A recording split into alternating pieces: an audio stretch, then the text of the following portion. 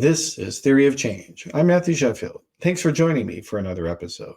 Before we get into today's program, I just wanted to remind everybody that Theory of Change is part of the Flux Media Network. So go to flux.community for more podcasts and articles about politics, religion, media, and society and how they all intersect. And you can go to theoryofchange.show to get the archives of this program. And if you're a paid subscriber, thank you very much. You get complete unlimited access to all the video, audio, and transcripts. All right, so with that little announcement out of the way, let's get into today's program. Besides being thoroughly corrupt and authoritarian, Donald Trump is also incredibly strange, especially in his attitudes toward sex and women. And his strangeness is filtering down into the Republican electorate as a whole, turning MAGA into something more than just a political slogan. It's becoming a sexual fetish. It's really something to see. And joining me in this episode to discuss that is Amanda Marcotte. She is a senior writer at salon.com, and she has been doing a lot of very interesting research and writing on all this that I have been wanting to talk about with you, Amanda. So welcome to Theory of Change. Thanks for having me. Yeah. So I think, the American political media doesn't really talk about a lot of this stuff at all because, national journalists have to pretend that nobody has sex and nobody goes on dates. These things don't happen. And so you've basically kind of had the field to yourself a little bit in this regard, I have to say. And so tell us what the hell is going on with MAGA and the sexualization of MAGA? Yeah, I mean, it's a complicated subject, I suppose. I've been writing about it a lot on different levels. I hadn't even thought of it as something I was specializing in, but I think that what we're seeing is a few threads. Evangelical Christianity has really had a lot of dramatic changes in its self-presentation around sexuality and gender and issues like that, even as their ideological beliefs about these things have not changed at all. And then you are seeing this like dramatic, a lot of the coalition that Donald Trump has built. And one of the reasons that the Republican Party has become so incredibly dependent on him is he speaks to this like group of, I would say, secular male losers who are very difficult to mobilize. Like losers kind of are hard to get to vote. And Trump, I call it the dirtbag bat signal, the sort of like incel, like Joe Rogan audience of male insecurity, just this like rat's nest of that. And I think that those two have kind of come together in this way that's like, it is about sex and dating. It's about masculine self-image. It's about a lot like Trump, because he is a sociopathic narcissist.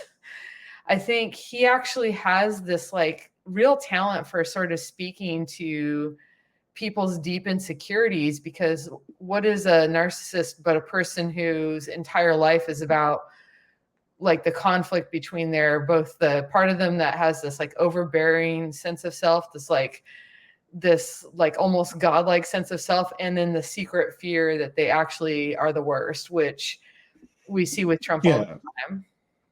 Well, he has so many insecurities of his own that he's very good at playing to other people's. I think that's really what it comes down to. And you do see that also in the elections where he's not on the ballot, that the Republicans just have much lower turnout because there is really this subset of people who they like him as a person, or at least they're inspired by him. Yeah, he's an aspirational figure. I mean, he's definitely like, when you look at like the like the chodes that follow Elon Musk and him on Twitter and whatnot, that's kind of like Pepe the Frog dudes. Like so much of it is like, oh wow, he's a big fat gross loser like me that smells like a butt and ketchup and is repulsive in every way, and yet somehow he manages to be successful. And that speaks to a certain mentality of people that want to be successful without being good at stuff. Yeah, well, and we're certainly seeing that with the Trump Media and Technology Group recently. You know, they had to disclose to the public that they lost $58 million last year and made only $4 million. So this is par for the course for a Trump business. Yeah, I think Timothy Noah, if I recall, he wrote about this recently for the New Republic. I think that there are actually more people that invested in Truth Social than are users of it. Oh wow, that is hilarious. If that's true, yeah. I can believe that. Yeah, they have what I think about 63 million shares, I believe, or something like that. Yeah, so there's a lot It of might be that shares. there's more Trump donors than Truth Social users. Either way, like the point is it's such a bad service that people won't take it even though it's free, but they will pay him money for this thing. That's not. Yeah, they won't use it, but they'll own the stock in it. Yeah, and it's also, like if you're too extreme, too right wing crazy for Twitter under Elon Musk, you know, like he's basically turned on open the doors for everyone who is a complete psychopath, right wing nut job, and said, come on in on Twitter, and they have, and so Trump has basically no market, if there even was one to begin with. Yeah, I would say there was never really a market for it because, and Elon is learning this the hard way too. Like the selling point of these services to those guys, to trolls, to right-wing trolls, is not their opportunity to speak to other losers like themselves. It's so that they can annoy people that they don't like because they feel on some level rejected. There's always such a mentality of resentment and envy towards liberals. Like there's this real right-wing rhetoric is all shot through with like this real FOMO almost of like the sense that like that the left is having a good time and they're the ones that have all the like musicians and artists and comedians and that Yeah. and the fun friends and the good parties. And so like it cultivates this childish desire in some people, and we see it all the time on social media, to just pull on their ponytail then. And so without the liberals there to troll, there's not really any purpose for a social network of just a bunch of like fascists. Yeah. Well, and it's definitely this vibe exists, with their romantic lives such as they are as well, because I mean, it is absolutely the case that when you go on, various dating websites, there are no, women on profiles saying things like, well, if you like Joe Biden, swipe left. That's just not happening. And so, whereas in fact, there are a lot of women that are, for very good reason, and I've heard from a lot of women that, they basically were like, well, I used to sometimes date Republicans, and, once Trump came along, and, I just don't bother with it anymore, because if you actually like Trump and you're a guy, you're an asshole. Why would I want to be with you? It's got to be very depressing for them.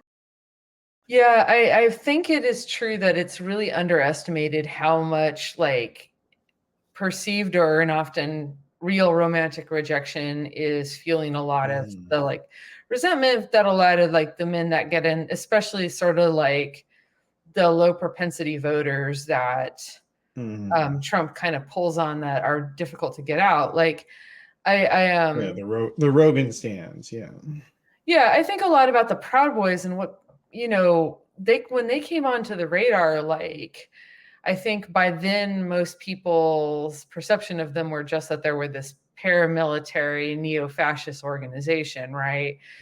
What was lost is that in the beginning, the Proud Boys, when Gavin McInnes was kind of putting them together, a huge part of their sales pitch was, we're going to make you better with women.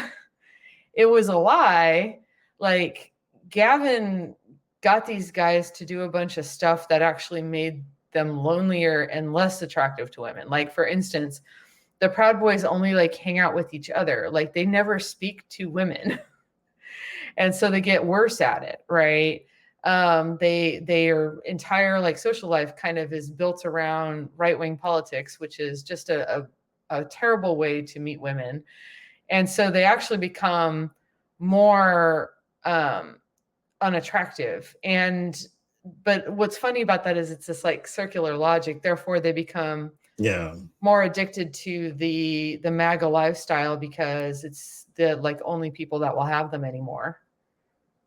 Yeah, well, it is a self-fulfilling curse in a sense that they become less effective, and then also less able to realize that they're less effective in their dating. And so, and basically what we've seen, and this is, and the other kind of interesting thing that isn't talked about a lot with this is that younger people, generally speaking, have been leaving evangelical denominations like the Southern Baptist and whatnot for a number of years, and they've just been bleeding members. But since Trump came along, there has been a small percentage of people who were in other Christian denominations who now identify as evangelical. And so it's like it has been a little bit of a gravitational effect for them, and because like they feel like, well, these are the people that agree with me politically, so I guess maybe they're on to something. Where I don't know. I mean, we can't tell what's going on through their heads since polls can only go far. It's interesting. It's like I was reading that book Evangelicals last night, and she had an interesting statistic, which was in 2006, I do believe, 23% of Americans identified as white evangelicals. That's dropped to 15%. But that includes, like you said, it's actually dropped more in one regard in terms of like people that are like church-going evangelicals, because a huge percentage of self-identified evangelicals, I do believe up to 40% now, do not attend church, do not belong to a church. Like they derive that identification from watching like Matt Walsh videos or something. Yeah. No, it is. And it's an identity rather than a belief system. And I think we can definitely see that in regards to the whole trad wife thing, which you have been writing about quite a bit recently. So for people who don't know what this whole trad wife thing is, what the hell is it? And we'll go from there. There's a lot to talk about. Well, on one hand, I feel like trad wife is kind of like one of those self-explanatory terms. It just means traditional wife. But actually what it is it's an internet phenomenon. It's like a hashtag trad wife, right, kind of thing. And the idea of it is it's a bunch of social media influencers who present themselves in idyllic terms. Like they have, they're influencers. So everything about them is kind of this like fantasy, but it's like a very politicized fantasy in that like they're pushing this idea that women have been tricked by feminism into believing that they should have a life outside the home, that they should want careers, et cetera, and that in fact, the real path to women's happiness is to be a stay-at-home wife. And, not only like a stay-at-home wife, but like a submissive stay-at-home wife, right? Like most of them are very Christian. A lot of them don't lead with that. But a lot of it is Christian propaganda, right? Like right-wing Christian propaganda. And you discover pretty shortly after, like, you might follow trad wives because you like their sourdough videos, or you might envy their beautiful kitchens or whatever, their little sweet obedient children. But then what you get is this like message that it's because I adopt this like right-wing Christian view of male headship in the house and female submission, and look how wonderful my life is. And it's kind of a difficult subject to sort of explain in full to people, because like a lot of stuff on social media, there's actually a shocking amount of diversity within this kind of world.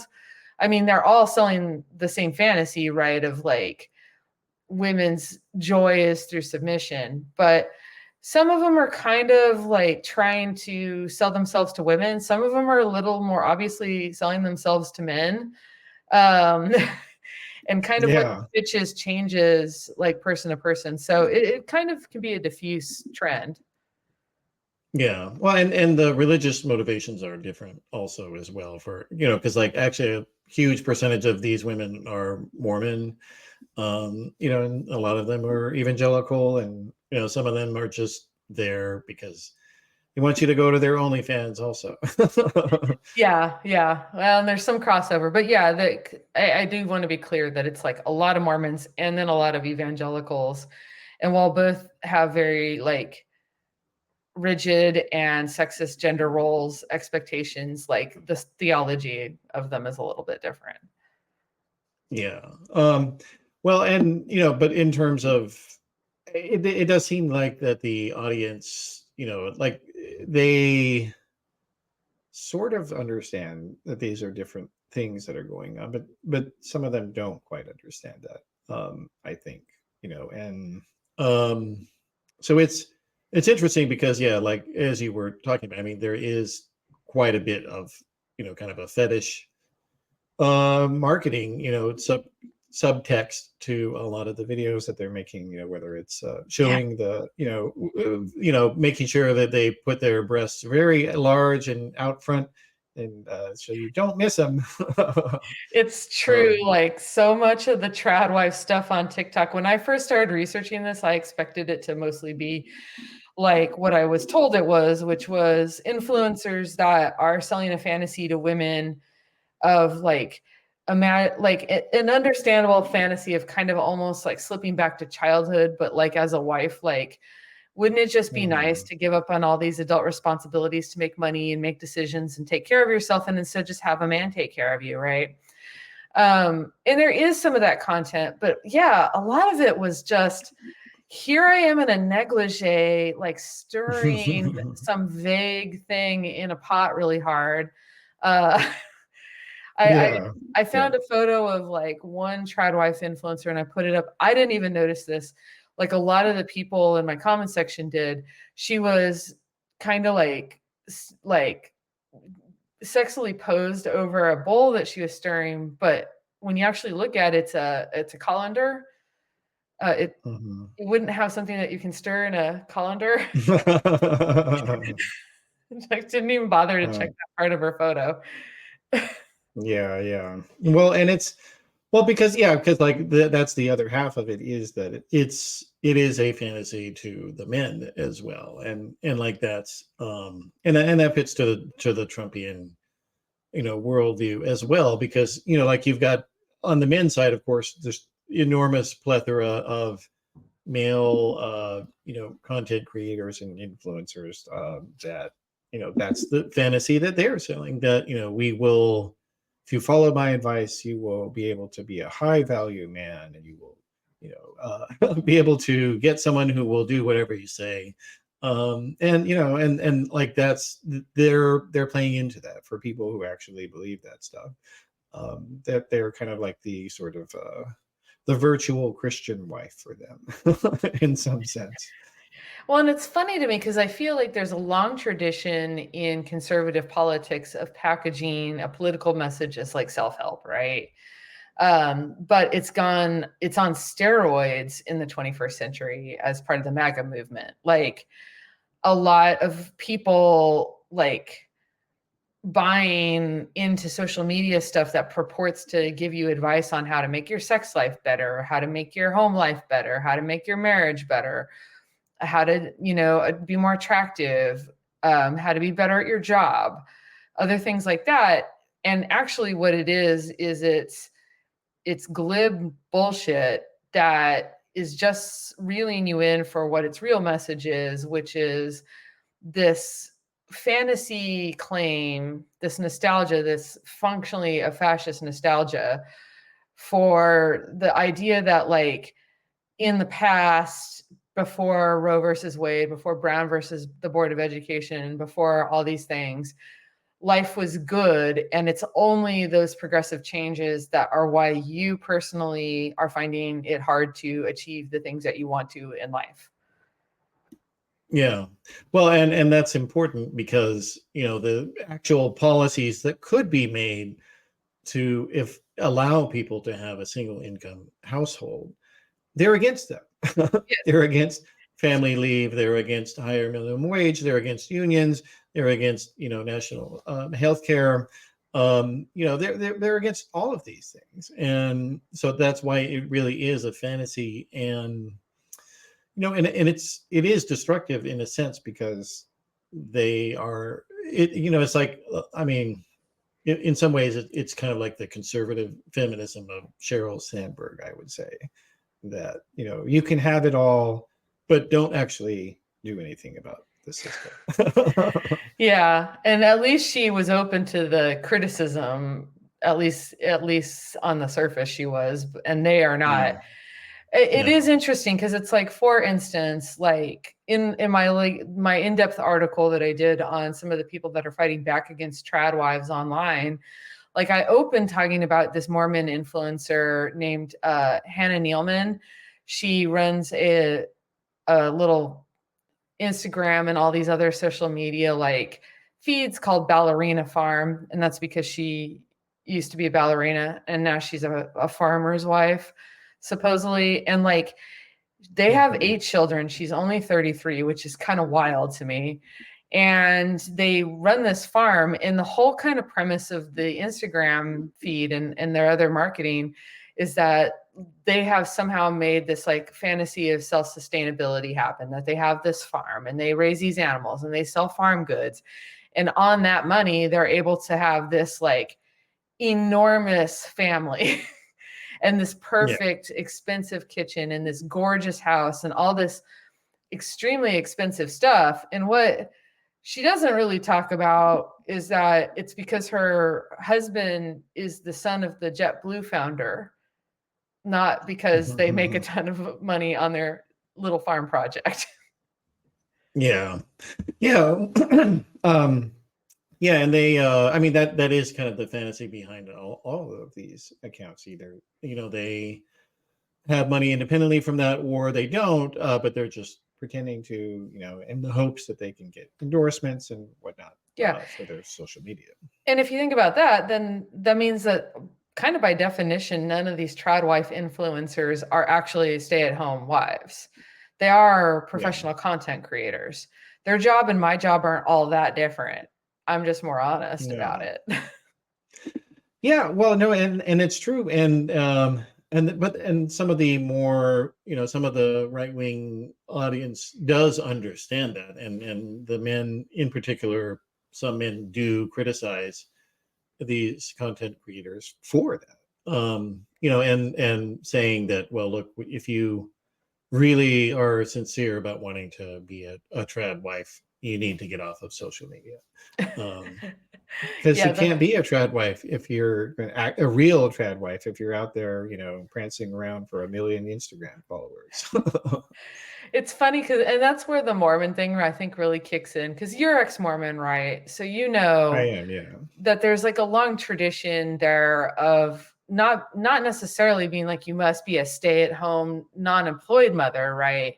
But that there's a lot of discourse about like having a workout from the home kind of job so that you are present for your children. So it's a little less like overt about the idea that women should not be making money, right? Like they're not like, it is still better. Yeah, it's still better if you aren't. But well, and then to the Mormon thing, and one of the other things you talk about in that is that, a lot of these women who are making this content, they clearly are not following the Mormon doctrines in their in their lives, including specifically, with regard to the undergarments that Mormons are supposed to wear. Like they're wearing these clothes that very clearly would not be allowed if you were actually wearing them. I love that so much. I cannot tell you how much. So in my reporting on this, I spoke to this wonderful couple. They're named Jordan and McKay Forsyth. They just go by Jordan and McKay online. Look them up. They're so much fun. They're ex-Mormon, and they did an entire video about how Mormon influencers aren't wearing their garments. I was like, why is this such a big deal? And they're like, because it's mandatory. And the fact that church is giving them a pass speaks volumes about how much this is propaganda.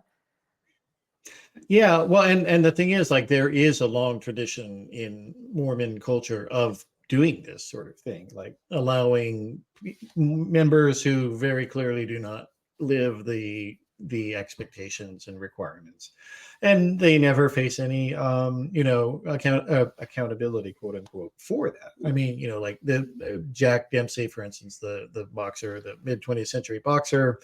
He was regarded as a Mormon, but he didn't follow any of their practices. He smoked, he drank, and I think he, was not had any sort of, traditional Christian lifestyle, quote unquote. And they never did anything to him. Never, whereas if you're a regular Mormon and they find out that you're, smoking and drinking, they will come to you and start harassing you about, oh, you need to give that up. And I mean, even in Mormon culture, like, unfortunately, there are Mormons who will literally go and feel your body to see if you're wearing the garments underneath. It's so creepy. Yeah, these women are not being subjected to that, very obviously. Yeah, no, I mean, look at their pictures. It's impossible. Yeah. But it's, yeah, and yet, there is this, I mean, that really is, though, this whole milieu, it really does speak to this constant tension that right-wing Americans live with every day of their lives, because, they know that they can't prove their beliefs, that evolution is fake, or that vaccines are harmful, or or that or that, well, in the case of Mormons, that Native Americans were our ancient Jews.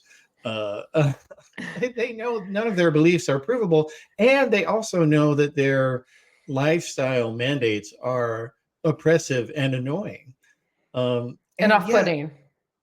and off-putting, yeah, and yet they continue to believe them. And so, like, they when I was Mormon, I was constantly had that tension in my mind that like, for Mormons, their dating experience is much like as bad as it is for everybody else on dating apps and whatnot.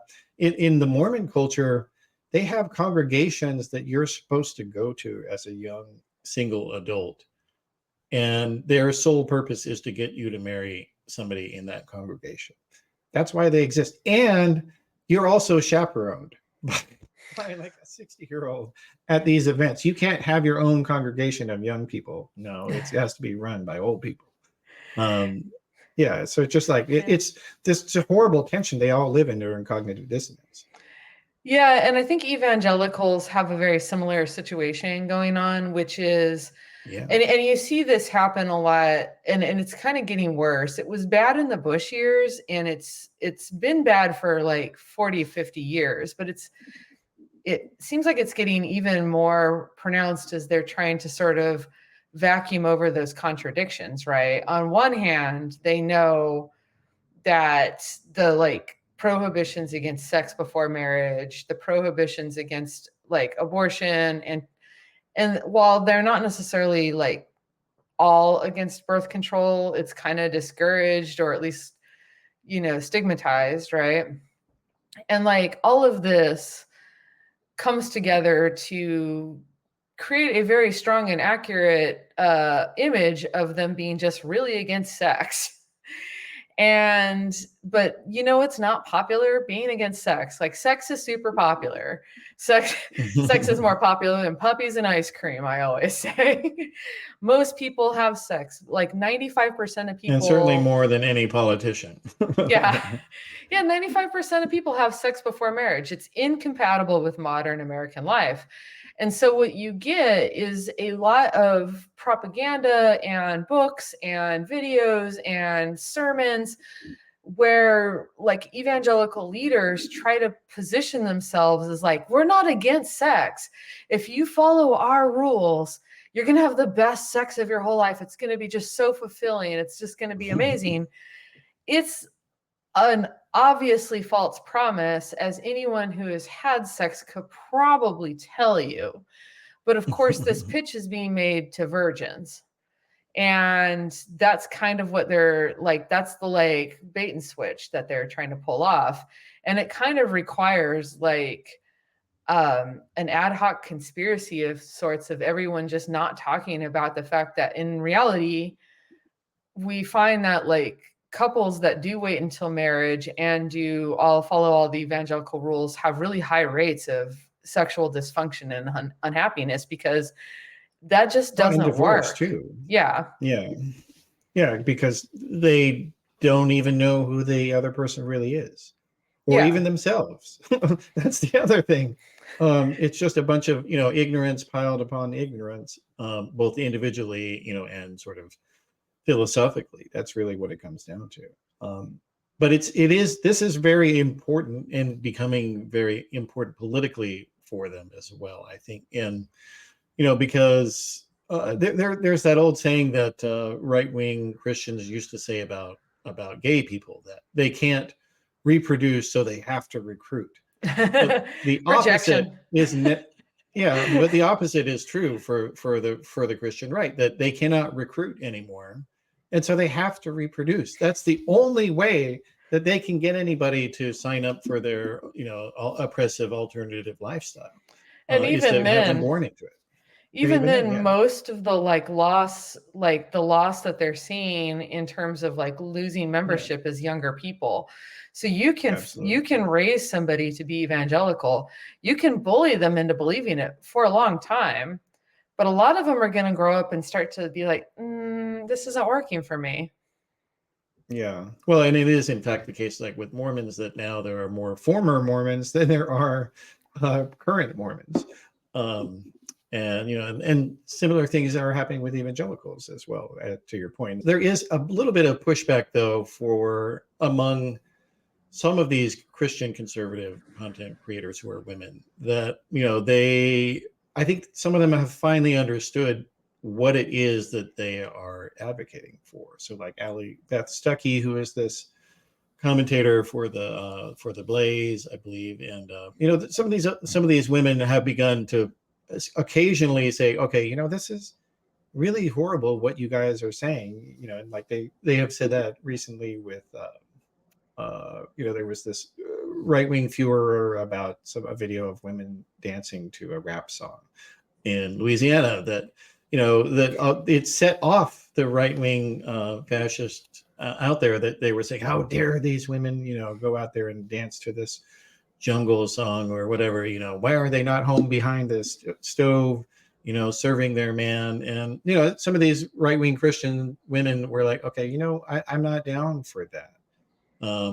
But they they're in this weird place where I don't know if they ever will come out and just be like, look, you guys are wrong about everything. I don't think they can. I don't think that they can, because they've sort of built their life around this. But it's certainly, it's certainly younger women hopefully are seeing this and realizing they need to hit the eject button before they've gotten in too deep. Because, the thing is, back in the Bush years, like the Christian right, like definitely kind of marketed itself as a chivalrous movement, right? You heard a lot about chivalry. And there's a certain appeal and rationalization to the idea that, well, there's like a sexual hierarchy, but at least it obligates men to protect and cherish women, right? Like pets, admittedly, or children, but not like equals. But like there's still like the man has to submit to Jesus at least. But now like they don't even bother with that. It's just mean. And I think that they've given up on that argument. And I don't know like how they've just given up on persuasion, I think. And that's the end problem here. It's interesting to watch from afar. It's nice not having to be in the middle. I bet. Yeah. If only we didn't have to share a country with these people. That's the only downside. I'd like it to be further afar. And I'm sure most women would as well. But in the political realm, there's like Turning Point USA has really been pushing, ramping up a lot of propaganda aimed at young women to try to get them married off and having kids as soon as possible, to kind of prevent them from seeing the world on their own, or just seeing other people or seeing other cultures, other idea sets. And they've really kind of pushed that quite a bit. You want to talk about that? Yeah, I mean, I think that there's this kind of a twofold thing. You have like a lot of this kind of trad wife type material out there that's like hyping this idea that getting married young and all that is wonderful and great. And again, I do think that I don't want to discount that there is like a surface appeal to the idea that it would be nice to like never have to grow up and never have to be responsible for your own decisions, be responsible for household finances, be responsible for going to a job every day and doing it well, right?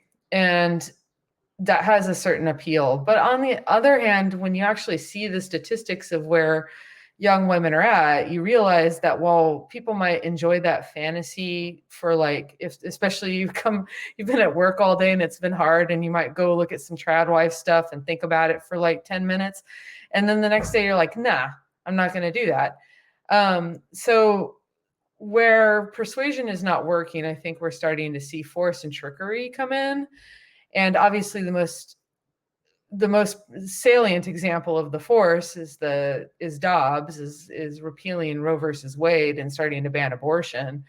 But that's coming with there's been a real uptick of like, and Peter Thiel has been funding this a lot too, of propaganda being decimated online that's trying to get women to give up on the most effective forms of birth control with lies, saying it's bad for them. Yeah. And I think that's starting to work because it Yeah, and actually, if you don't mind, I actually have a clip that I want to play on that. So, and so I got a clip on that. Alex Clark, who is a commentator for Turning Point USA, who focuses exclusively on young women, and she's an evangelical, and she basically, her biggest thing is lying about birth control to 20-something. So I'm going to play a clip where she says some false information about that.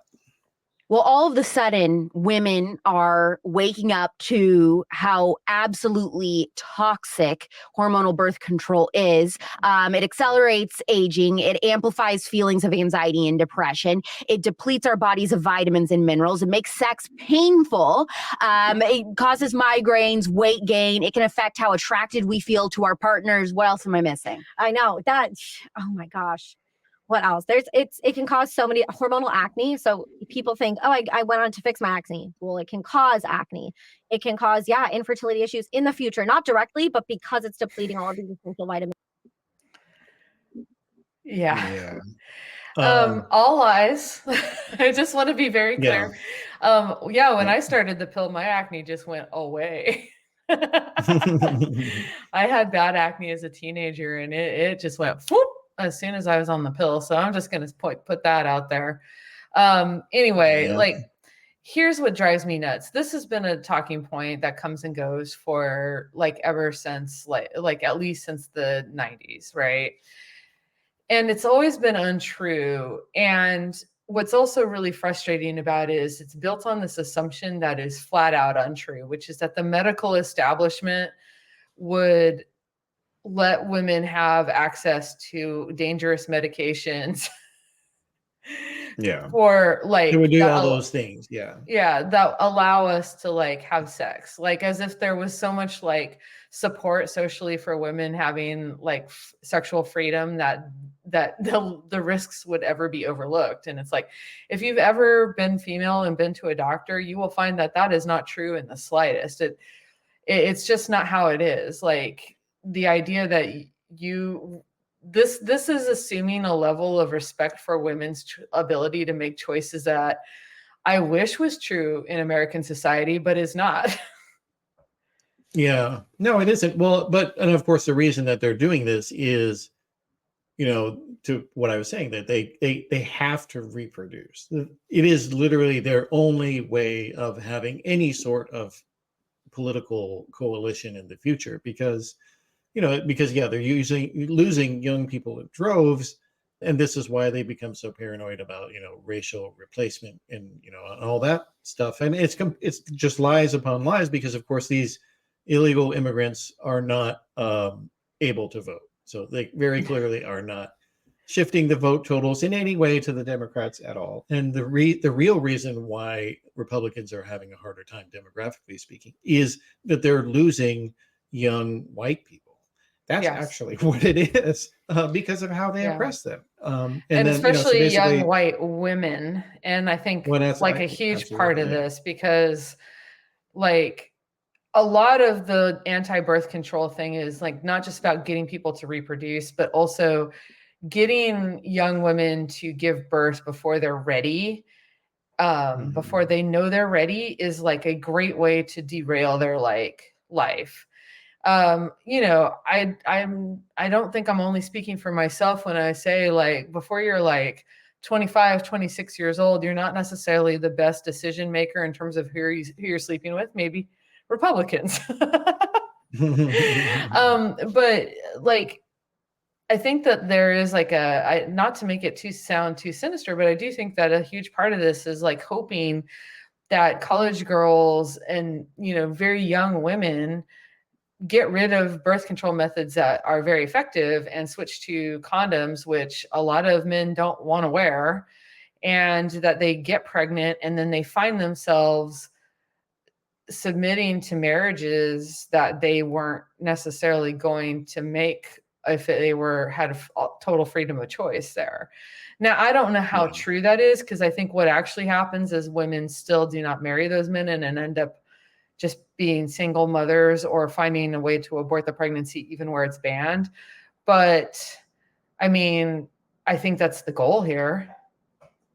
Yeah, well, and they do openly talk about, the idea that when you look at women who are married versus women who are not, that non-married women are more likely to vote Democratic. And so by their definition, if we can do anything to make women get married, and for whatever reason we don't care, we feel like that will help us. And it's magical thinking in some sense, though, because it doesn't factor in that, well, maybe the percentage of women who are interested in being married at all are more likely to be conservative, because there's plenty of people out there that are like, well, what's the point of getting married? I don't see the point of it. When I can have the same effects as not, without the ceremony. I think it's a little bit of, I think it probably is a little bit of both, right? I think that both women that are more conservative probably get married younger, so thus are more likely to be married. Yeah. And then, and then I do think that marriage can make women more conservative, because men are more conservative than women. And because we live in a male-dominated society, men's opinions tend to become the dominant one in a married couple more often than not. Like, they pull women in their direction more than vice versa, if nothing but to keep the peace, right?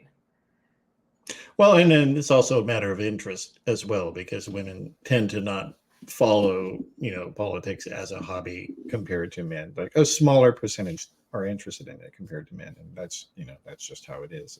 At least how we, things are right now, at least in this country. So I think you're right about that.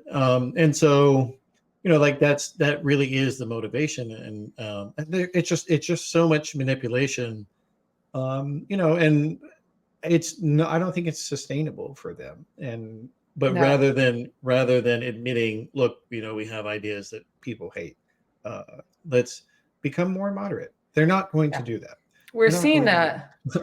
We're seeing that a lot, like that play out really like dramatically with the Dobbs decision. Like, I think they've been caught really flat-footed by how angry it's made people. I've done this work my entire career, and I've been caught flat-footed by how angry it's made people. And I have some long, boring theories as to why that might be, but like, it doesn't really matter. Like, what's happened is, by banning abortion, they made people more pro-choice, and more adamant. They made people realize how radical they were. Because I think that really is, kind of the linchpin of reactionary political success, is camouflaging their radicalism. You know, Yeah. that if you talk to your average Republican, or let's say your average Republican leaner, so an independent who says they're not a Republican, but they vote for them, you know, in their mind, they actually think that the Democratic Party is more extreme than the Republican Party. They really believe this. Yes. That is the foundation of reactionary organizing, is camouflaging extremism and making, you know, conservatives think that they're centrist, basically, I think, in a lot of ways.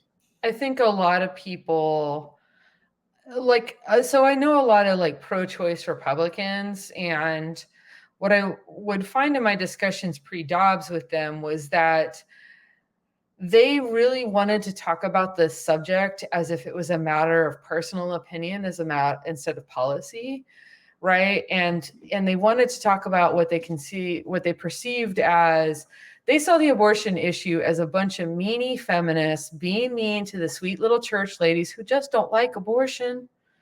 And it's like, no, I don't care if you don't like abortion, just don't try to ban it, right? And by banning it, they've made, Go ahead, boy. they've proved feminists were right all along, that it was never about somebody's personal choices.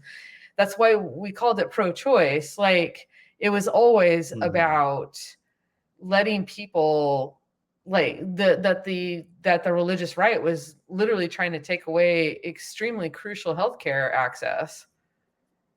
Yeah, well, and they're doing that with this birth control stuff. I mean, that's, you know, there is obviously no fertilized egg at risk when a woman is using hormonal birth control methods. Yeah, well, but they will lie about that through their teeth. It's insane. And to the point where unfortunately, that propaganda has gotten so widespread that I hear liberals repeat it all the time. They think that the birth control pill kills a fertilized egg. It doesn't. It prevents ovulation. That's how it works. Yeah. But speaking of the sort of educated Republican, I think, you know, there's another person who kind of really personally, you know, crystallized this, I think, recently, which was Katie Britt in her State of the Union response to Joe Biden recently. You know, that this is a woman who very clearly is a professional, educated, smart person, independent, you know, has always had, you know, a high-paying job and works very effectively and intelligently. But at the same time, she knows that that's not what she's supposed to do. Yeah. I think one of the reasons her response to the State of the Union went over so poorly is, like, she's actually, like, not all that great at doing the, like, syrupy fundamentalist trad wife bit, right? I mean, how much? It's not her native language. Yeah. Even though she's from Alabama, and I feel like they just teach you that stuff from the cradle there. I mean, she had this sort of voice down, the fundy baby voice thing, but, like, she just could not sell it. Like, but she looks the part. And again, I think that she was put up to it by a bunch of, like, male leadership that told her that this was her way forward in the party and this was how she was going to get more power. And she did her level best, but yeah. And I think that that's generally true. Like, a lot of Republican women in leadership know that, like, being able to sort of flatter and placate incredibly sexist men is the sort of path to success in their party. And so they've made their peace with that, if nothing else. Yeah. In some level they have. And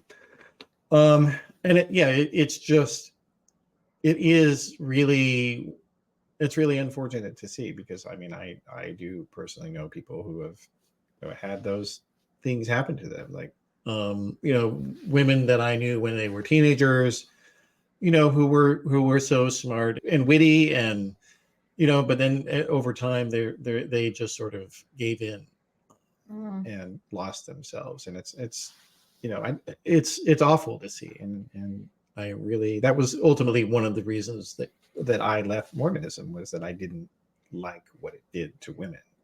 But it was subconscious at first. I couldn't see, I didn't have the vocabulary for understanding, well, why is it that these Mormon girls are so different from the non-Mormons?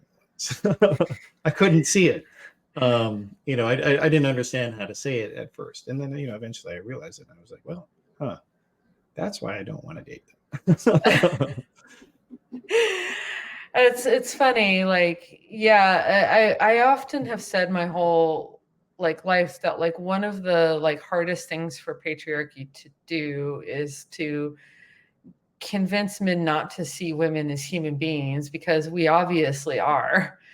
And you really have to beat it out of boys. And nonetheless, some still manage to hang on to the obvious fact that women are people and not just helpmeets put here to serve them. I saw a speech by an abortion provider many years ago where he did talk about why he got into it. And it was literally that when he was in high school, he had a crush on this girl and she couldn't get an abortion with her boyfriend that she was dating. And his just total compassion for her drove him to go to medical school and become an abortion provider. And I was just like, well, aren't you sweet? Not only were you moved by this girl's plight, but you didn't even care that she was dating some boy other than you. Yeah. Well, no, true. And, but this just bundle of contradictions, it was manifesting recently with the Donald Trump Bible that he's out selling now. A guy who is literally on trial right now for paying off an adult film star that he had cheated on with his wife while she was pregnant is also selling a Bible for $60. Well, there's a lot of Old Testament prophets who did similar stuff, I suppose. Well, that's true. Well, maybe not prophets, but figures. The evangelicals are always comparing Trump to King David, and it's like, all right, whatever, you guys. Yeah. Well, yeah, and that really is how they've kind of justified it, is that they do see him as God's instrument, even if they acknowledge that he may not live the ideas. And and from a theological standpoint, I do think that also their theology also makes them vulnerable to somebody like Trump or this type of thinking, because if you believe, well, I can be forgiven for anything that I do, I just I'm already forgiven, I can sin as much as I want, or you go to confession and then it's over, if that's really your mentality and your belief, you actually can get away with any manner of sin, quote unquote. Especially men.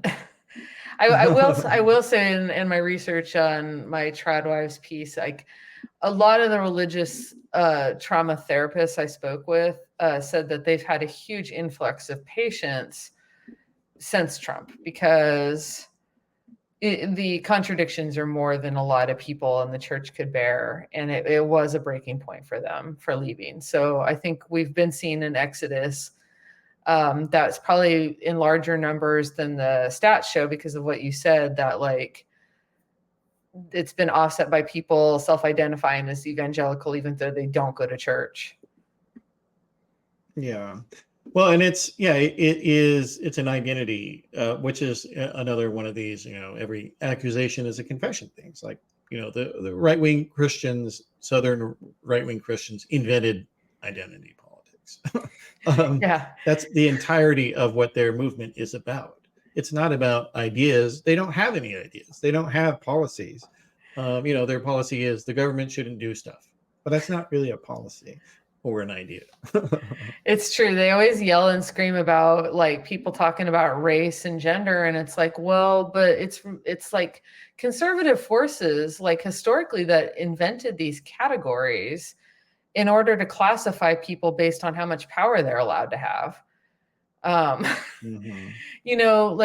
concept of Black people didn't exist until racists needed it to justify chattel slavery. And as a lot of gender theorists point out, the only reason we buy into this myth of like that there are men and there are women and there's no in between and there's no like ambiguity around those two categories, that they're just a black and white categories, is that we need there to be men and women in order to know who's in charge and who's the servant, right? And I think that liberals are just using categories that we've been handed to criticize them, but we're not the people who need them as much, you know? Yeah, well, and it's something that the right-wingers don't understand when they talk about, that women need to be feminine and men need to be masculine. But when they say things like that, they don't understand that people on the left don't deny that either. If a woman wants to be feminine, quote unquote, nobody says no, you can't do that. There's nobody out there saying no, you cannot wear a dress. If you like wearing dresses, take that off right now. And well, and one of my favorite contradictions about that is the same people who say that like gender's inborn, unchanging, and immovable also completely lose their minds if a man wears a skirt or a woman does sports or like, yeah, does something considered not of their sort of gender stereotype. And it's like, well, y'all decide, right? Is it inborn and therefore unchangeable by any choice I make? Or is gender a performance that we have to just constantly keep up by what the clothes we wear, the choices we make, the like way we present to the world? Like, I feel like you have to choose. Yeah. Well, and then from a theology standpoint, if they do claim to believe that, God is this, transcendent, non-physical being that contains the essence of everything and everyone, so therefore you can refer to God as female, and that would be correct theologically if you want to. But if you do that, like they get massively triggered and angry at you, or calling God non-binary. Like, of course, like if you're talking about a non-physical being that is eternal, of course it is non-binary. Like, of course it is. Like, but you can't say that to them. Yeah, every time that they're like, no, God is a man, I'm just like, what, does God have junk? I just want to know, does God have junk? I want like but I never have the courage to ask that, but I'm always thinking it. I have once in a while asked people, did Jesus die for the aliens? I have asked someone that. That's a good one. And somebody told me that yes, the answer was yes to that. Then I said, oh, okay, well, tell me more. And then they would. But but wouldn't they be unsaved because they haven't heard the good word? I don't want to go down this rabbit hole. Yeah, no. See, well, that's the thing. No, like you aren't supposed to think about it too much. You really aren't. Like that's all of this stuff. That's the one consistent thing they have is that you're not supposed to expect consistency. You're not supposed to think about it. You're just supposed to follow. That's really what it comes to. If aliens land, are we supposed to meet them with Bibles and be like, oh, good, you're saved? Yeah, I guess so. See, well, hopefully we'll have that first contact. We can find that out. All right. Well, so we're coming up on the hour here. So, is there any other aspect of this that we haven't talked about that you feel like that we need to cover here? No, I think aliens is good. That's some fun stuff. We've reached the natural endpoint. Well, I guess how about then let's just maybe end that, as much as heretics like you and I do enjoy making jokes of this nature, it is also the case, that a lot of these sexist stereotypes and submission narratives they're not dependent on religion either necessarily. No, and in fact, I think maybe less so than when I was like first starting out as a feminist writer, but there was like this whole like notion, and Jordan Peterson still kind of mines this territory a lot, that like there's something called evolutionary psychology that and it's not a real science, like, but people present it as it is. And it is also the same kind of just so stories, but they package it as science instead of religion, that women are born to be helpers and men are born to be leaders. And if you start to like dig into it, you find that their claims are just unevidenced in all ways. And they're bad theory. untestable also. Yeah. Yeah. Like to say, well, this is how things were for humans 20,000 years ago. Yeah. It's how do you know that? Jordan Peterson and his lobsters is like the kind of thing that sounds persuasive at first glance. And then you give it like 5 minutes thought and you're like, wait, none of that makes any sense. Like, is our society look anything like lobster society? Like, yeah, no, it's true. There's claims here that are not testable, like you said, or like comparisons that don't really hold up under scrutiny. So there is a secular version of it, but I do find it interesting that when I look at like secular, like conservative spaces, I don't really see as much of these sort of like elaborate evo-psych like arguments that you used to see. I think it's just Donald Trump has kind of created this permission structure to just be a belligerent jerk about your views without ever even feeling the need to kind of prop up even a half-assed fake proof, Yeah.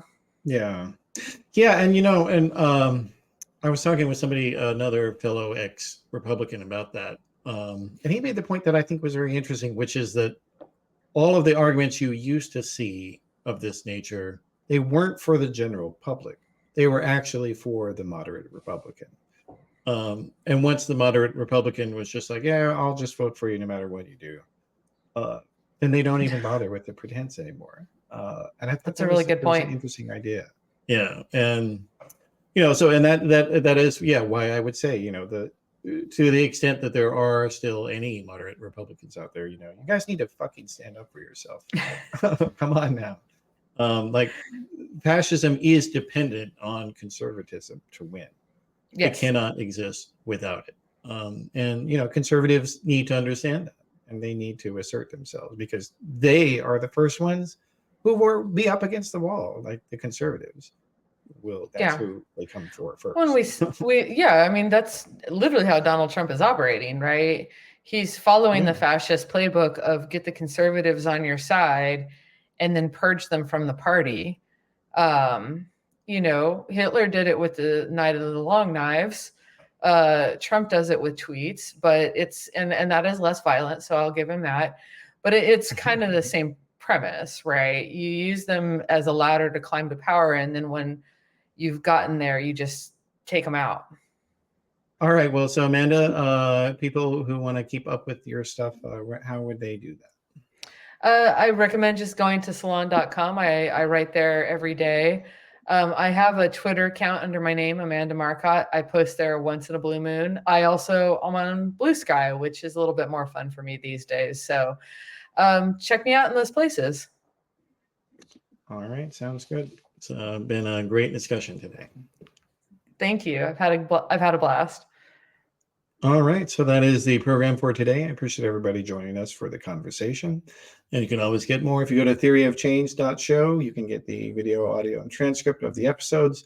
And if you are a paid subscribing member, thank you very much. You are making the show possible. And if you can't afford to subscribe right now, I understand that. But please tell a friend or a family member about the show and ask one of your favorite podcasters to have me on. I do those once in a while as well. Those are always fun. So appreciate everybody for joining me today. And if you're watching on YouTube, please do click the like and subscribe button. And otherwise, I will see you next time.